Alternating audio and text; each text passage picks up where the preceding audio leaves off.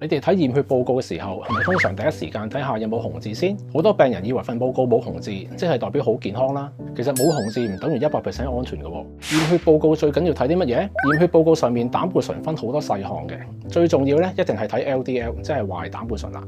好多時候報告參考值如果低過3.4咧，已經唔會見紅啦喎。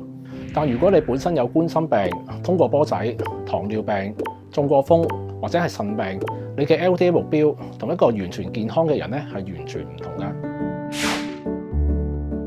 嗱，我有個病人40出頭，唔肥嘅，唔煙唔酒，運動都算正常，一直以為自己都好健康。突然有日咧心口痛，送到急症室先發現原來急性心臟病發。通波仔之後咧，先至發現原來本身有糖尿病。嗱，即使佢嘅 LDL 3.4冇紅字，但係咁樣都未夠喎。佢嘅 LDL 水平咧應該要進一步下降先可以減低佢嘅風險。咁幾時即時要用藥呢？幾時又可以觀察住先呢？如果已經有心血管疾病或者 LDL 明顯高過個人化嘅目標咧，通常都唔會再等啦，直接用藥物嚟降低一個理想水平，及早降低你嘅風險。相反，如果你係一個低風險嘅人士，數字只係輕微偏高咧，可以試下飲食啦，同埋運動改善之後再觀察。重點就唔係食唔食藥，而係有冇快速同埋有效咁樣控制你嘅風險。嗱，藥物係咪一定有副作用呢？好多人一聽到降膽固醇藥咧就會擔心啦，會唔會傷肝啊？會唔會周身痛啊？他汀類藥物咧係一線治療嚟嘅，可以抑壓肝臟製造膽固醇，效果咧好明顯嘅。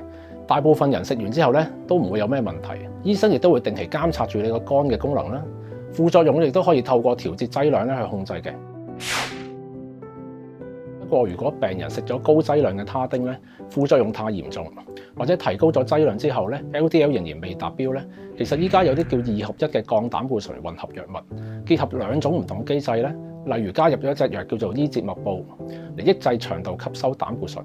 呢類混合藥物咧，一日只需要食1粒，好處係無需將其他他汀類藥物嘅劑量推到過高，有助減少副作用嘅風險。即使較低劑量咧，亦都容易達標，同時咧亦都方便到病人，往往可以達到1+1大過2嘅效果。對於高風險嘅病人嚟講咧，係一個值得考慮嘅新選擇。所以大家記住咯，唔好單靠睇報告有冇紅字嚟判斷有冇風險，應該同醫生傾清楚，究竟你嘅風險有幾多，有冇達到屬於你自己嘅 LDL 目標。如果遲遲都唔達標嘅話咧，就要問下醫生有冇更加適合你嘅治療方案啦。